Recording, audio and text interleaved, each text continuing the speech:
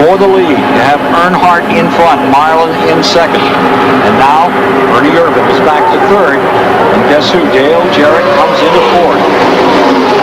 Gordon to fifth. Jarrett had that wild ride after he connected with late speed right in this area of the track. Slid down along, picked it right back up, and put it back in the race. I'm impressed by Bobby Hamilton a lap down, and he hasn't given an inch to anybody all day. Still trying to make up that lap. Yeah, he has run with the leaders. Unfortunately, he had a green flag pit stop, got a lap down, and just simply has not been able to make it up. Robert Presley here in the 33 car. Rides just in front of Mark Martin. Here comes Sterling on the outside past Earnhardt as they go into turn 3, and you see the 28 car of Ernie Irvin just behind him, Dale Jarrett. Presley was back there in 10th spot on those shots that you saw. Now back with the leaders.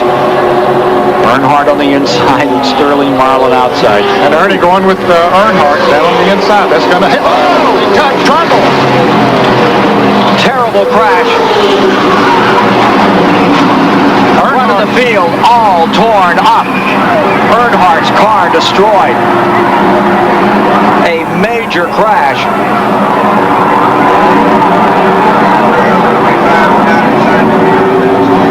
Sterling Marlin taking off the gloves. Earnhardt's number 3. Head on into the wall at 190 miles an hour. He almost got upside down. That car got very high off the ground. That's Ford Burton there. You can see the very top of his car. It's moving again on its own power. But involved again, it looks like.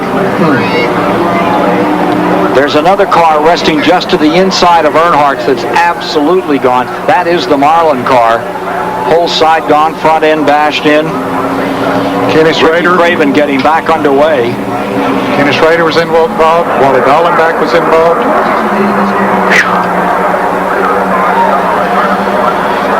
Wow, that was frightening. A tremendous hit on the Earnhardt car. Sterling Marlin looking over number 4, which is just down the track on the inside about 75 feet. That totally car wasted. Gone. That good car that's won so many races for him.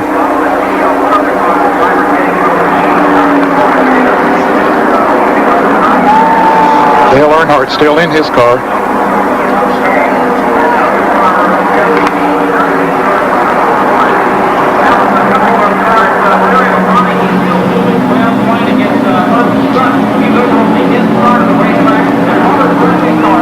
Earnhardt fighting for the lead going into turn number 1.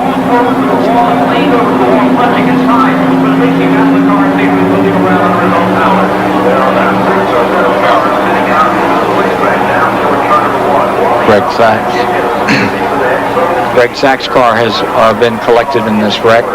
29 cars going back toward the garage area, but we're watching here with all of you as they administer to Dale Earnhardt. This is the crew watching on TV, just like you guys are. They're watching to see how Dale is in the car. Just hoping and praying he'll get out of there on his own in a moment. 70 career wins for the 7-time Winston Cup champion.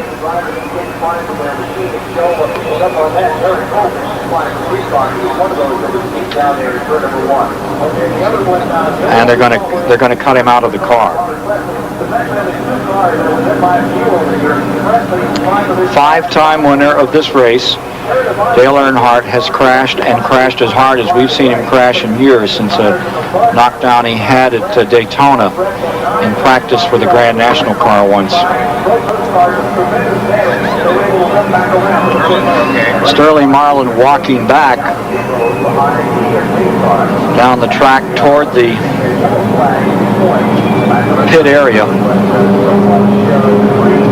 They continue to clear the track. That's Greg Sachs out of his car.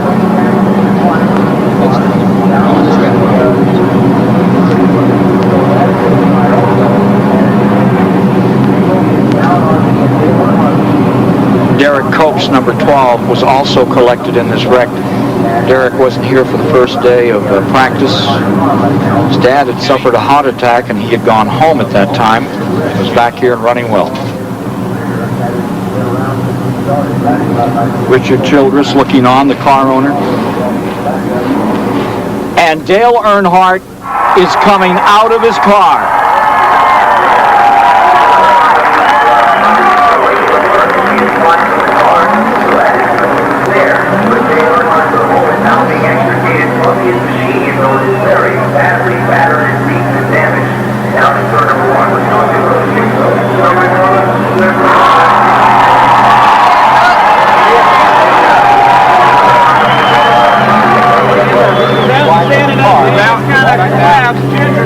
Standing up, then he collapsed gingerly. It just kind of dropped.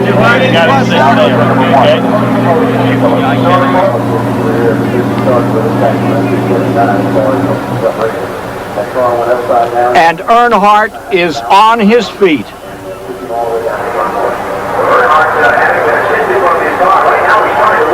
Dale Earnhardt attempting to walk to the ambulance. Never, never doubt that cliche about Dale Earnhardt. One tough customer gives the thumbs up as he walks away from one of the worst incidents in his racing career.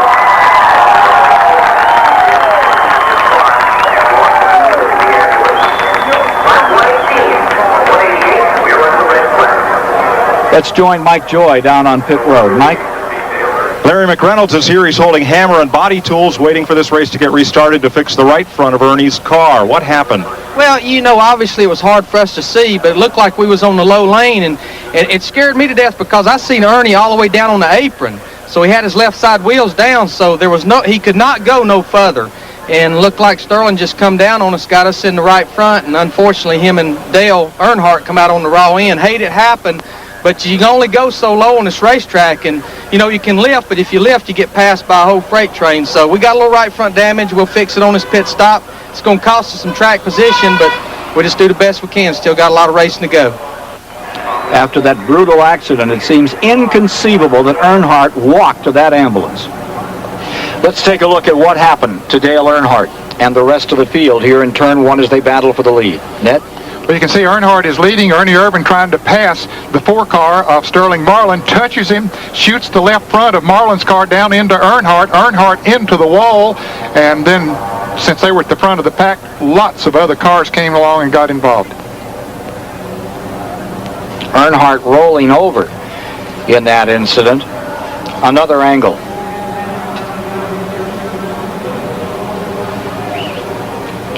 Boy, as close as it is, you see Earnhardt's car gets upside down, gets hit there by Robert Presley.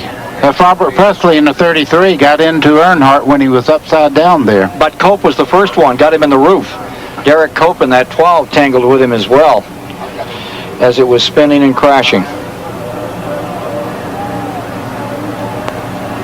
From the in-car camera of Dale Earnhardt at 190 miles per hour approaching turn one.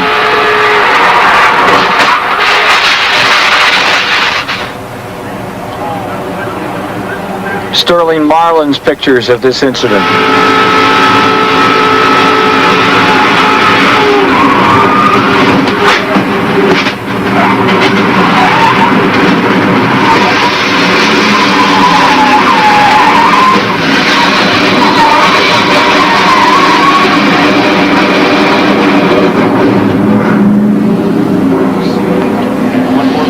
And Sterling okay after that one.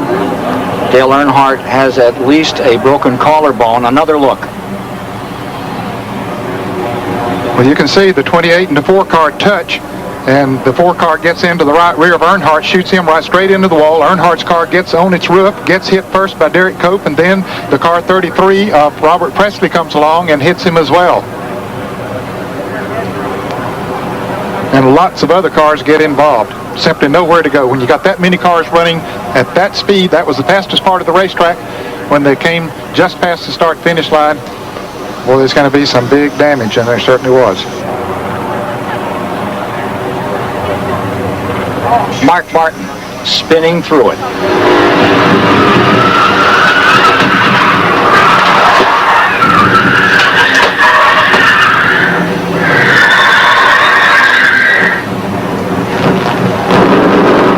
Boy, he had be glad when he looked up and saw that he hadn't felt he'd hit anything, and then all of a sudden here comes a car right in front of him. That was Greg Sachs, but he dodges him and gets going again.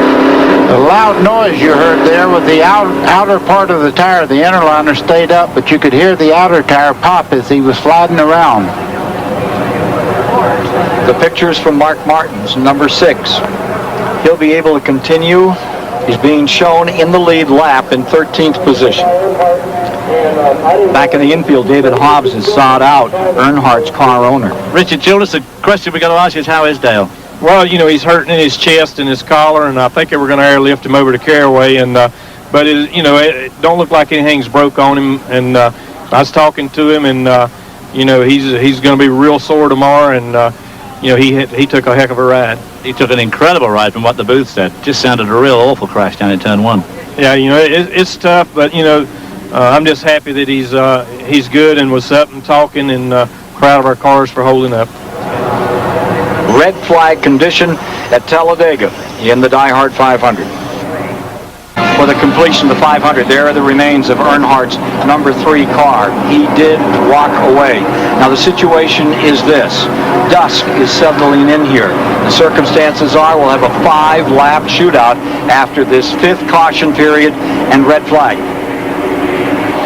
Look again at what happens to Dale Earnhardt, Sterling Marlin, and the rest of the field. 28 and the 4 touch shoots Earnhardt right into the wall. Jeff Gordon, Dale Jarrett, and Jimmy Spencer were very fortunate to get right on through there. It turns Earnhardt's car over, and then he is hit through the roof by the Derek Cope car first, and then a second car gets him as well. Another look.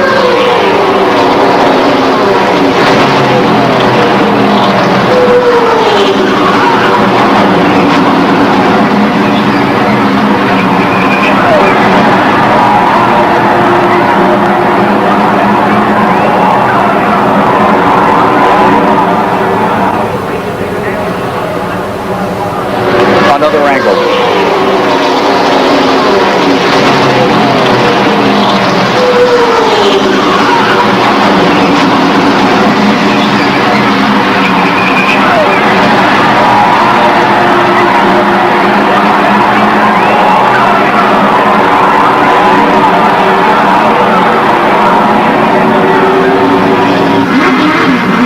Let's ride a final time in car number 3 as it takes the wall at over 190 miles per hour.